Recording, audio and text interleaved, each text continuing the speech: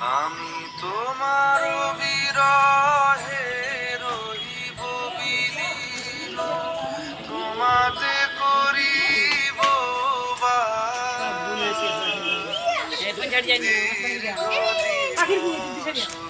দীর্ঘ রজনী, এইখানে একটা ইয়ে ছিল, দীর্ঘ জল পাম্প ভেঙে পড়ে পরশ মাস, যদি